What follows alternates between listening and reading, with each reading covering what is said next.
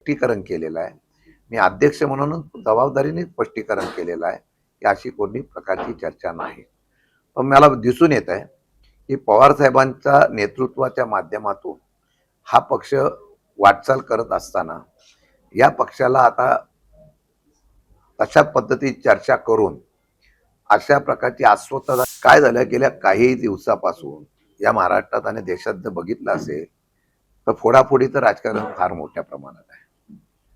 मला कधी कधी असं वाटतं की काही लोकांचे पक्ष स्वतःच्या ताकदीवर उभं करण्यापेक्षा दुसऱ्या पक्षांच्या लोकांना घेऊन नेत्यांना घेऊन पक्षवाढीचा नवीन अजेंडा हा केंद्रात आणि राज्यात सध्या चालू आहे. अनेक पक्ष फोडले, त्यामुळे आमचा सुद्धा पक्ष फोडला.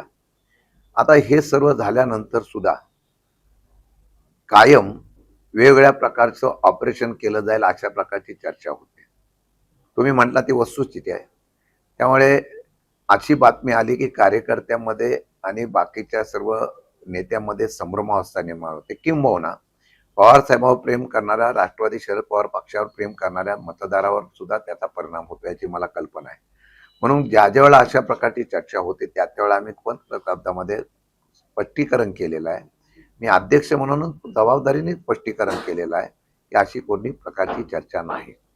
पण मला दिसून येत आहे की पवार साहेबांच्या नेतृत्वाच्या माध्यमातून हा पक्ष वाटचाल करत असताना या पक्षाला आता तशा पद्धतीची चर्चा करून अशा प्रकारची अस्वस्थता निर्माण करण्याचा प्रयत्न होतो का याचा सुद्धा विचार करावा लागेल.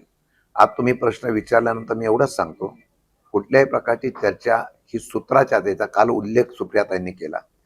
आमच्यापर्यंत अशी कुठल्या प्रकारची चर्चा आलेली नाही.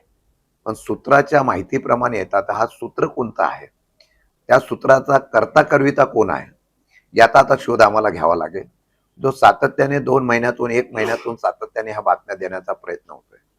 अजितदादा असताना पक्ष एकीकरण करण्याच्या बाबतीमधला निर्णय झाला होता.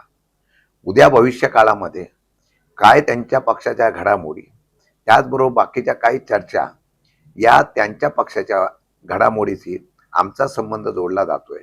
मला वाटतं की त्यामध्ये त्यांच्या पक्षाचा काय निर्णय होईल त्याच्यानंतरच्या काय भूमिका असतील यावर कुठलीही चर्चा झालेली नाही. त्यामुळे आता विलिनीकरण एनडीए बरोबर जाणं अशा प्रकारचा कुठलाही प्रस्ताव आमच्याकडे नसल्यामुळे आता मला वाटतं की हा विषयावर परत चर्चा करणं गरजेचं नाही असं मला वाटतं.